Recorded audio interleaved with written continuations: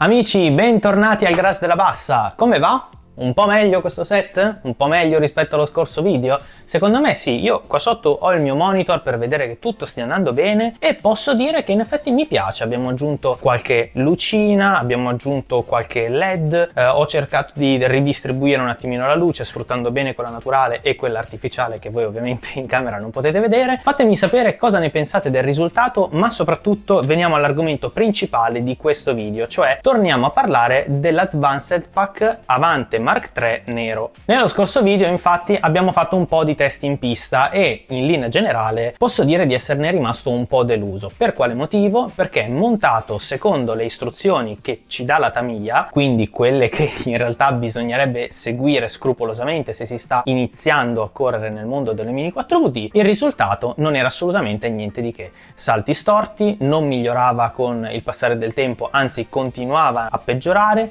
affrontava bene il cambio corsia, ma tutti gli altri ostacoli onestamente non li affrontava per niente bene e soprattutto usciva tante volte in curva. Quindi vi ho già dato dei consigli nello scorso video, ma io questa settimana off camera mi sono concentrato quasi tutti i giorni a fare dei test, ridistribuendo il materiale all'interno di questo Advanced Pack per cercare di trovare il miglior compromesso possibile per raddrizzare i salti, per migliorare i tempi, per migliorare la velocità e per riuscire comunque ad ottenere un buon risultato, un risultato più che accettabile. E posso dire che dopo tanti test ce l'ho fatta. Quindi adesso ci spostiamo sul tavolo, che è dove adesso c'è appoggiata la camera, e vi faccio vedere cosa è cambiato praticamente a costo zero dallo scorso video a questo video. Come ho modificato questo Advanced Pack per farlo andare veramente bene. E poi ovviamente andremo giù in pista per provarlo una volta per tutte. Ma prima di spostarci sul tavolo vi ricordo, come vi ho detto per la prima volta nello scorso video, che adesso potete sostenere il canale abbonandovi. Qua sotto troverete il tasto abbonati oltre al tasto iscriviti.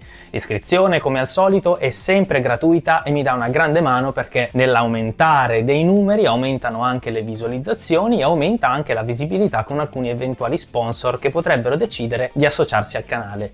Il canale al momento è autofinanziato, anzi è stato praticamente completamente non monetizzato per un anno e solo adesso sto iniziando a vedere qualche euro, ma se volete sostenere attivamente, ringraziarmi se avete trovato qualcosa di interessante o di utile nei miei video o anche solo per ottenere qualche vantaggio esclusivo rispetto a tutti gli altri utenti, al costo di soli 99 centesimi potete ricevere il vostro badge esclusivo che migliorerà con il passare del tempo. Comincerete da un motore stock, passando ad un light, un hyper, un ultra e infine diventerete utenti motore plasma. Spettacolare, tutti questi badge li ho fatti spettacolare, vabbè. Tutti questi badge li ho fatti io, avrete le emoji esclusive del canale, avrete dei sondaggi riservati agli abbonati, avrete la priorità alla risposta nei commenti e avrete dei ringraziamenti a fine video. Un ringraziamento l'ho già fatto la scorsa volta e ovviamente alla fine di questo video ci saranno anche tutti gli altri. Ma adesso bando alle ciance e finalmente possiamo andare sul tavolo e vedere cosa è cambiato in questa Mini.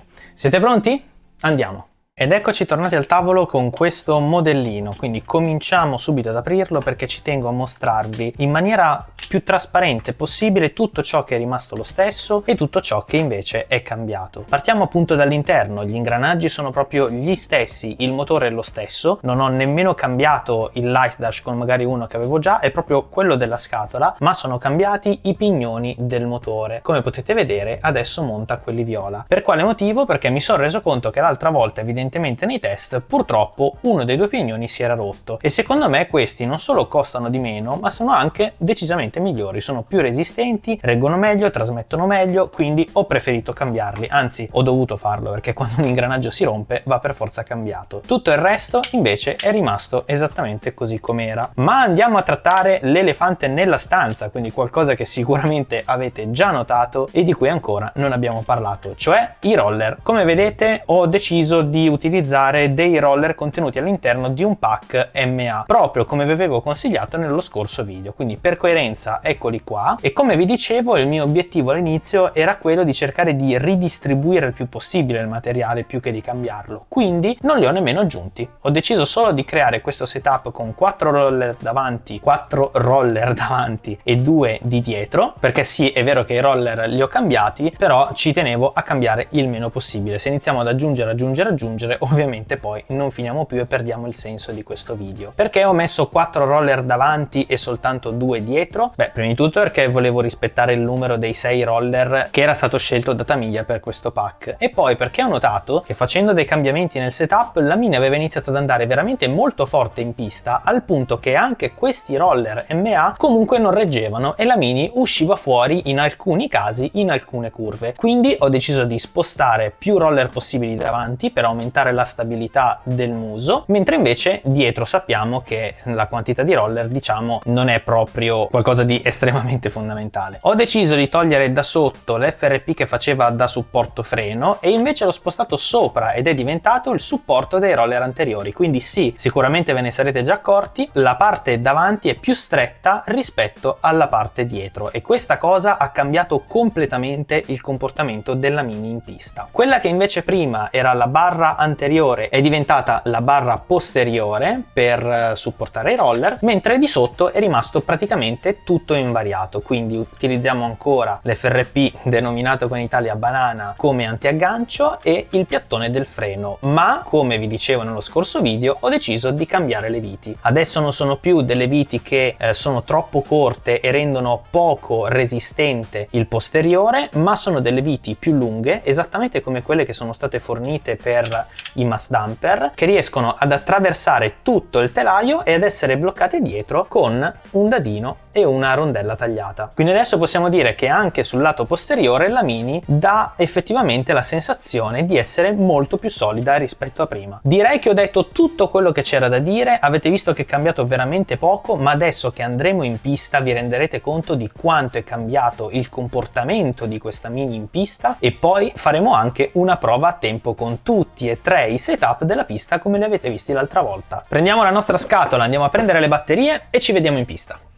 Ed eccoci tornati alla pista del garage della Bassa, finalmente ci siamo liberati dai cartoni, sono passati a ritirare la carta e tra l'altro vi volevo dire che qua faremo un piccolo lavoretto perché ho comprato dei pannelli di spugna di colore blu che metterò tutto attorno così quando le Mini usciranno perlomeno non si scasseranno contro il muro. Stessa configurazione dell'altra volta, ci tengo soprattutto a farvi vedere prima i salti, come li affronta adesso e poi faremo anche una prova a tempo più tutte le altre che abbiamo fatto nello scorso video. Let's go!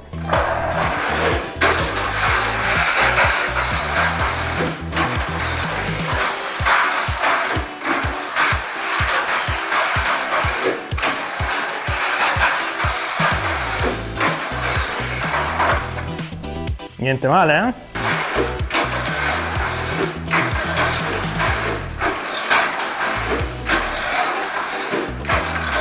Bene, bene, bene, quindi salti veramente bellissimi come avete visto, ma adesso è il momento di provare con delle batterie belle cariche e ritorniamo a parlare di tempi. Riuscirà a ridurre i tempi che ha fatto l'altra volta? Adesso lo scopriamo.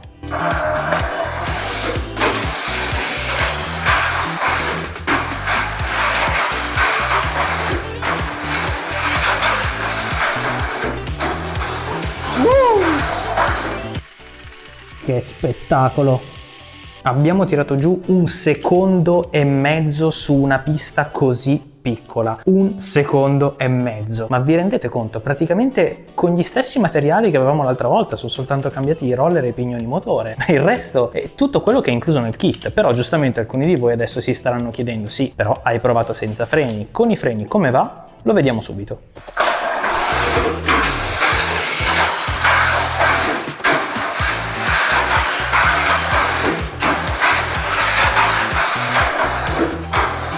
Molto bene. Come freno ho deciso di applicare in questo modo una spugna da 2 mm blu e basta, nient'altro. Chiaramente è rallentata di poco, però comunque la stabilità era molto buona e questo dovrebbe accorciare i salti. Quindi qualora ci fosse qualche piccolo problema di non riuscire a stare dentro una slope piuttosto che a un'altra, un pochino di freno non fa male, non compromette la stabilità. Adesso facciamo come l'altra volta, quindi rettilineo e poi cambio corsia.